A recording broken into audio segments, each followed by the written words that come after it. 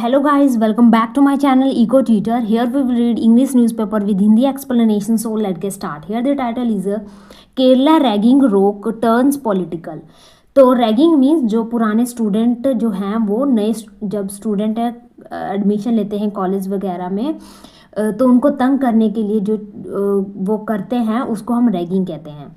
तो केरल रैगिंग विवाद ने राजनीतिक जो है मोड़ लिया, इसके बारे में न्यूज़ है। चलो अब इसे अच्छे से समझते हैं। जो भी इसमें डिफ़िकल्ट वर्ड आएंगे उसको हम हिंदी में मीनिंग भी देखेंगे और एक दो सिनोनियम भी देखेंगे जो हमने पहले नहीं सुने होंगे, एक्स्ट्रा होंगे। तो इस हिसाब से आज की वीडियो जो है आपके लिए बहुत ही अच्छे अच्छे वर्ड आपको ये वीडियो में मिलेंगे देखने के लिए। तो कॉपी पेन ले लेना क्योंकि सभी वर्ड जो हैं न्यू हैं और इसके सिनोनियम भी न्यू हैं और बहुत ही ज़्यादा संख्या में है।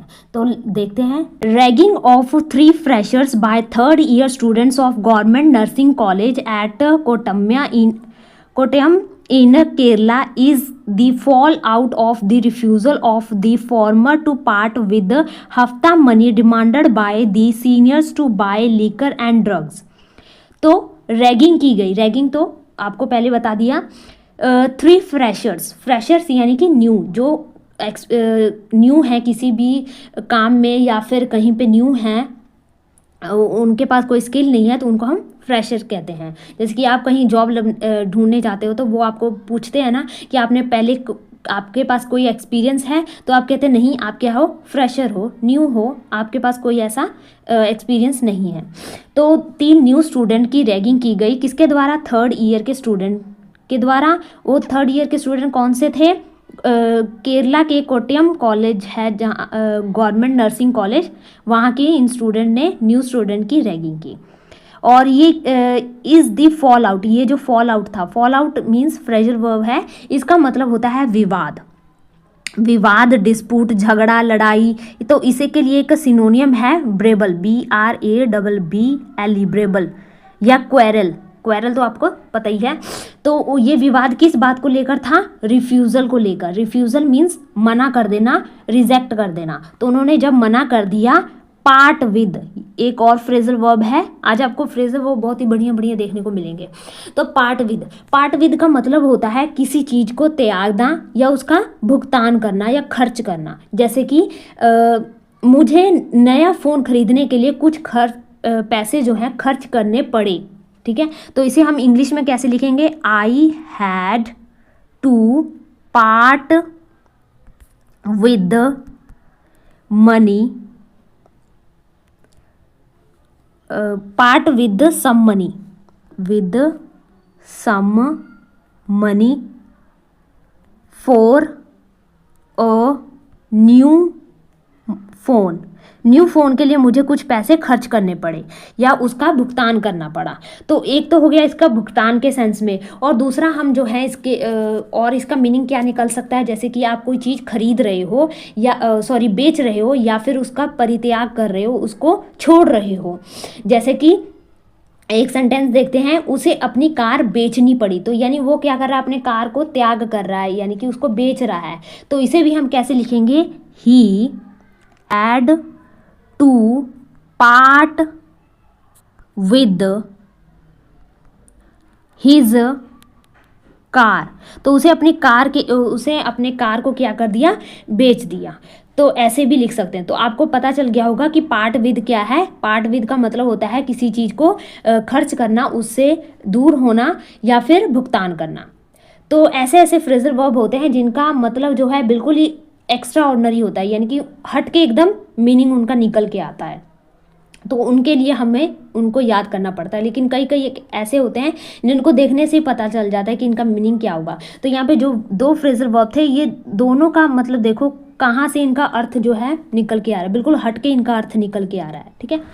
तो ये बात जो इनके बीच विवाद हुआ वो एक हफ्ता वसूली के लिए उन्होंने इनकार किया, इस करके उनके बीच जो है ये फॉल आउट हुआ। तो ये डिमांड किनके द्वारा की गई थी? सीनियर के द्वारा, जो वहाँ के सीनियर थे स्टूडेंट, वो उनके द्वारा। किस लिए? बाय करने के लिए लिकर एंड ड्रग्स, यानी कि शराब और ड्रग्स। नेक्स्ट है according to the cops investigating the case, cops means police, तो जो पुलिस इस केस की इन्वेस्टिगेट कर रही थी, जांच कर रही थी, उनके मुताबिक ये बात सामने आई है कि ड्रग और लिकर के लिए उन्होंने हफ्ता वसूली की थी, जिसके लिए उन्होंने फ्रेशर स्टूडेंट से मांग की, लेकिन फ्रेशर स्टूडेंट ने उनको मना कर दिया। इस बात पर उनका ये डिस्प्यूट हुआ था। Many parents expressed their reservation and apprehension over sending their wards to professional college in the state following the gruesome raging incident at the Kottayam Nursing College. तो many parents, कई सारे माँ बाप, expressed, उन्होंने जाहिर किए their reservation. रिजर्वेशन देखो यहाँ पे दो मीनिंग होता है। रिजर्वेशन का मतलब होता है प्रोटेक्शन, प्रोटेक्शन, ठीक है। एक तो मीनिंग हो गया इसका प्रोटेक्शन, और दूसरा इसका मीनिंग होता है डाउट यानी कि आशंका है, आपत्ति जताई उन्होंने, या फिर इसको और क्या कह सकते हैं, सस्पिशियन। तो यहाँ पे मीनिंग क्या आ रहा है, यहाँ पे इसका रिजर्वेशन का मीनिंग आ रहा है आपत्ति जताना या डाउट, उनको इस पे क्या है, इतराज है। एंड एप्रीहेंशन का मतलब होता है आशंका यानी कि वही उनको इस पे क्या है, आशंका है, डाउट है, या उनको डर लग रहा है, तो इसका एप्रीहेंशन मीन्स फियर, डर, या फिर स्क्रपल, SCRUPLE, स्क्रपल। तो कई सारे माँ बाप ने अपने जो आपत्ति और आशंका को एक्सप्रेस किया ओवर सेंडिंग देयर वार्ड्स, किस पर उन्होंने अपने ये रिजर्वेशन और एप्रीहेंशन एक्सप्रेस किए, अपने वार्ड्स को इन प्रोफेशनल कॉलेज में भेजने से। वार्ड्स मीन्स छात्र, या फिर जो यहाँ पे जो स्टूडेंट पढ़ने के लिए आते हैं, संरक्षित स्टूडेंट को यहाँ पे भेजने से वो क्या कर रहे हैं, कतरा रहे हैं।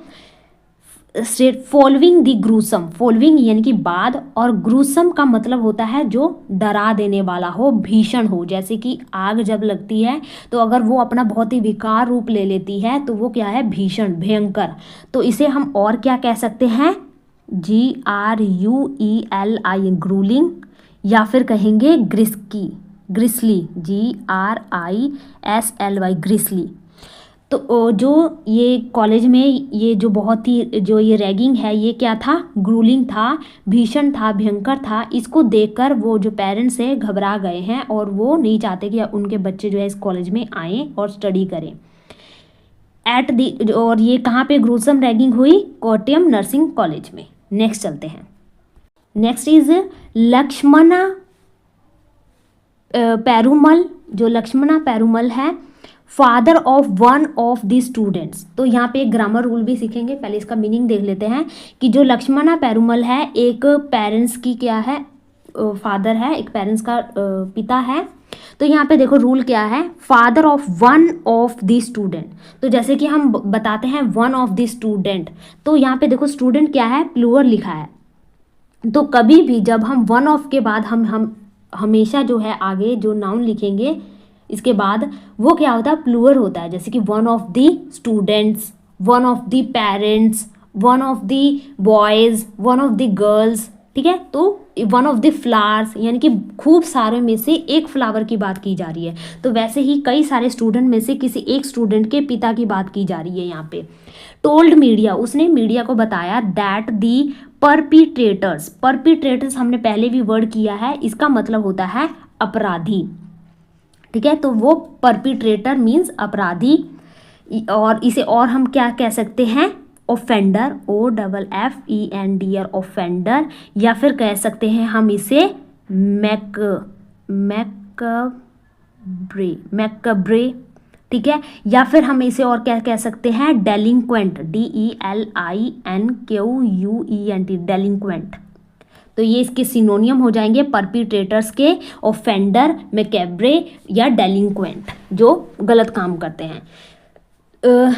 दी परपिट्रेटर्स ऑफ द क्राइम, तो जो इस क्राइम को करने वाले अपराधी हैं, बिलोंग टू दी SFI, वो किससे बिलोंग करते हैं, एक SFI कोई संगठन होगा या ग्रुप होगा, उससे बिलोंग करते हैं।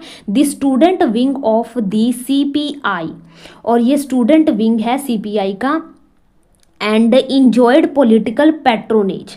इंजॉयड यानी कि उनको ऐसा सपोर्ट मिला हुआ है, और पैट्रोनेज का मतलब होता है सहायता या फिर एड। उनको सपोर्ट मिला हुआ है। किससे सपोर्ट मिला हुआ है उनको? पॉलिटिकल से, राजनीति से ऐसा उनको सहायता मिली हुई है। माई सन हैड टोल्ड मी, मेरे बेटे ने मुझे बताया, अबाउट दी क्रूलिटीज परपिट्रेटेड, जो ये अपराधी था, ये इसकी क्रूलिटीज मीन्स जो इसने अत्याचार किया उसके बारे में बताया, ऑन हिम, उसके ऊपर जो इसने अत्याचार किया, and others by the seniors, और दूसरों पर किसके द्वारा किया गया? सीनियर के द्वारा। For refusing to part with money to buy their daily quota of liquor and drugs. तो उनका जो डेली का कोटा है किसके लिए? लीकर और ड्रग्स के लिए। जब उन्होंने पैसे मांगे, जो है भुगतान करने के लिए मांगा, उनसे खर्चा मांगा, तब जब स्टूडेंट ने मना कर दिए तब उन्होंने उन पे बहुत ही ज़्यादा ज्यादती की। ऐसा उसने जो उसके पिताजी हैं उन्होंने रिपोर्टर्स को बताया। All the 5 students held by the police on charges of ragging belonged to the SFI। तो ऑल दी 5 स्टूडेंट, वो सभी 5 जो स्टूडेंट हैं उनको हेल्ड कर लिया गया है, पकड़ लिया गया है पुलिस के द्वारा। किसके चार्ज पर? रैगिंग के चार्ज पर उन पर ये लगाया गया आरोप। और ये किससे बिलोंग करते हैं? SFI से बिलोंग करते हैं। The video of the cruel ragging that went viral shows that geometry divider was used by the seniors. तो जो वीडियो वायरल हुआ जिसमें बहुत ही ज़्यादा क्रूअल चीज़ें सामने आई, बहुत ही अत्याचार उसमें दिखाया गया कि बहुत ही अत्याचार किया गया रैगिंग के दौरान। उसमें ये शो हुआ कि एक जो ज्योमेट्री डिवाइडर नहीं होता, एक वो यूज़ किया गया सीनियर के द्वारा to engrave pictures on the rear side. Engrave का मतलब होता है कहीं पे उखाड़ना, कोई चीज़ को क्या करना? लिखना। तो एनग्रेव मीन्स खोदना, या इंस्क्राइब, INSCRIBE, इंस्क्राइब। तो इनग्रेव का मतलब होता है खोदना या इंस्क्राइब करना। तो जो सीनियर हैं उन्होंने ज्योमेट्री डिवाइडर का यूज़ किया रेयर साइड, यानी कि जो रेयर साइड होते हैं वहाँ पे पिक्चर बनाने के लिए, ऑफ द विक्टिम्स, पीड़िता के शरीर पर। According to a member of the investigation team, तो अकॉर्डिंग मुताबिक, तो इन्वेस्टिगेटिंग टीम है उसके उनके मेंबर के मुताबिक dumbbells were placed on the private parts of the victim student. तो जो पीड़ित स्टूडेंट है उसके प्राइवेट पार्ट्स पर जो डंबल है उसको रखा गया था। While the victims were writing in pen, जब कि जो विक्टिम है यानी जिस पे ये किया जा रहा था वो क्या था? दर्द से कराह रहा था, एंड क्राइंग आउट लाउडली, और बहुत ही जोर से चिल्ला रहा था। The senior poured some lotion into their mouths, और जो सीनियर थे उन्होंने क्या किया? पोर्ड किया। पोर्ड का मतलब होता है डालना, जैसे कि आप गिलास में पानी को पौर करते हो, डालते हो, वैसे ही। तो उसने क्या किया? सीनियर ने क्या किया? उसके मुंह में लोशन डाल दिया। And were seen laughing out, और उसमें दिखाया गया कि वो क्या है? ऐसा करके वो क्या है? खुश हैं, हंस रहे हैं। Veena George, Kerala minister of health, तो केरला के जो मिनिस्टर हेल्थ हैं वीना जॉर्ज, टोल्ड रिपोर्टर्स, उसने रिपोर्टर्स को बताया that the she could not watch the horrifying video, वो नहीं देख सकती इस तरह के डरावने वीडियो को जो दिल को दहला दें। The ideal punishment for them is to throw them out of the college, तो इनके लिए एक आइडियल, आदर्श सज़ा क्या होगी कि इनको कॉलेज से थ्रो आउट कर दिया जाए, बाहर निकाल दिया जाए। वंस एंड फॉर एवर, हमेशा हमेशा के लिए। Suspension is too small a punishment for the kind of crime they have done. तो सस्पेंशन आपने वर्ड सुना होगा, मूवीज़ में बहुत यूज़ करते हैं। सस्पेंशन यानी कि निलंबन करना, ठीक है, वहाँ से उनको निकाल देना, खारिज कर देना। सस्पेंशन के यहाँ पे सिनोनियम हो जाएंगे पोस्टपोनमेंट या फिर शेल्विंग। तो उनको निलंबित करना एक बहुत ही छोटी सज़ा हो जाएगी उनके लिए इस प्रकार के क्राइम को करने के लिए। यानी कि उन्होंने इतना बड़ा क्राइम किया है कि उसके लिए उनको अगर यहाँ से निकाल दिया जाए तो ये क्या होगा, बहुत ही छोटा उनके लिए पुनिशमेंट हो जाएगा। VD. Satheesan, leader of opposition, तो ऑपोजिशन की जो एक लीडर हैं Satheesan, and the chief minister in waiting, तो और चीफ मिनिस्टर हैं, आस्क दी CPI, उन्होंने CPI से पूछा टू डिसबैन दी SFI। सॉरी, यहाँ पे पूछना, आस्क का मतलब यहाँ पे पूछना नहीं आ रहा है, बताना आ रहा है, कहना आ रहा है। तो आस्क का दो मीनिंग होता है, एक तो कहना या पूछना। तो यहाँ पे उन्होंने क्या कहा, CPI को कहा कि वो क्या कर दे, डिसबैन कर दे। डिसबैन यानी कि उनको क्या कर दें, यहाँ से ख़त्म कर दें, खारिज कर दें, यहाँ से हटा दें SFI को। दिस आउटफिट, आउटफिट तो मतलब होता है पोशाक, जैसे कि कहते हैं मेरा आउटफिट कैसा है, मेरा जो पोशाक है वो कैसा है। या फिर एक और मीनिंग आता है सामग्री। तो इस प्रकार की जो सामग्री है, इस प्रकार की जो ये बनाते हैं ग्रुप्स, ये क्या हैं, responsible for all type of cruelties and anti-social activities happening in campuses in the state, said Satheesan. तो सतीशन ने बताया कि इस प्रकार की जो आउटफिट है, इस प्रकार की जो चीज़ें हैं, वो रिस्पॉन्सिबल हैं, जिम्मेवार हैं इस प्रकार के क्रूरता भरी चीज़ों को करने के लिए, और जो समाज के लिए बुरी होती हैं उस प्रकार की एक्टिविटी को बढ़ावा देने के लिए। Responses from the college principal and other senior teachers in the college sounded hollow and तो responses means जो उनके जवाब थे किसके, कॉलेज के प्रिंसिपल और जो सीनियर स्टाफ थे कॉलेज के, उनका जो रिस्पॉन्स था वो क्या था, बहुत ही साउंड जो है उनकी क्या थी, होलो थी, यानी कि खोखली थी। वो क्या था, ऐसे लग रहा था उनको इसके बारे में कुछ पता ही नहीं है, वो इसकी जवाबदेही नहीं ले रहे। बक, तो पासिंग द बक एक इडियम है, इसका मतलब होता है रिस्पॉन्सिबिलिटी खुद ना लेना, अपनी रिस्पॉन्सिबिलिटी किसी और पर डालना, यानी कि एक के ऊपर एक जो अपनी चीज़ें हैं दूसरे ऊपर थोपना। तो पासिंग दी बक जो है वो अपनी रिस्पॉन्सिबिलिटी कर रहे थे, यानी कि वो दूसरे ऊपर थोप रहे थे, अपनी गलती नहीं मान रहे थे। वाइल द प्रिंसिपल सैड, जबकि प्रिंसिपल ने कहा that an assistant warden has been appointed to be in the hostel 24/7। जबकि प्रिंसिपल ने बताया कि इसके लिए 24/7 का मतलब होता है 24 घंटे स्टूडेंट पे निगरानी के लिए उन्होंने एक वॉचमैन को, एक वार्डन को जो है उन्होंने नियुक्त किया गया था, उनके द्वारा किया गया है। Student sad that they have not seen any such officials at any time, जबकि स्टूडेंट ने बताया कि इस प्रकार का कोई भी वार्डन जो है हमने कभी भी नहीं देखा। It has come to light that the cruel act of ragging took place on the first anniversary of the death of Siddharthan.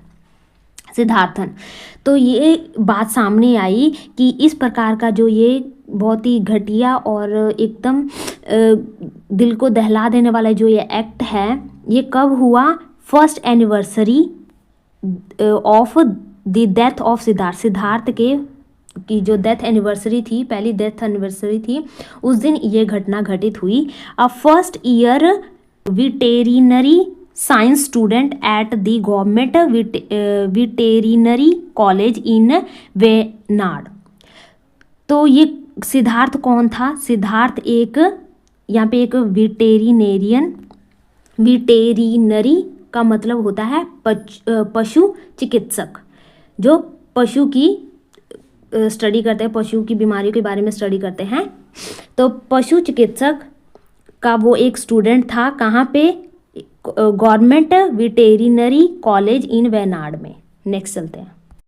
Siddharth, a tribal student, was found dead in his hostel room under mysterious condition on 20 February 2024। तो सिद्धार्थ जो है एक क्या है, tribal student है, यानी कि एक आदिवासी विद्यार्थी था। वो उसको फाउंड किया गया, मृतक पाया गया अपने हॉस्टल रूम में एक बहुत ही रहस्यमयी हालत में।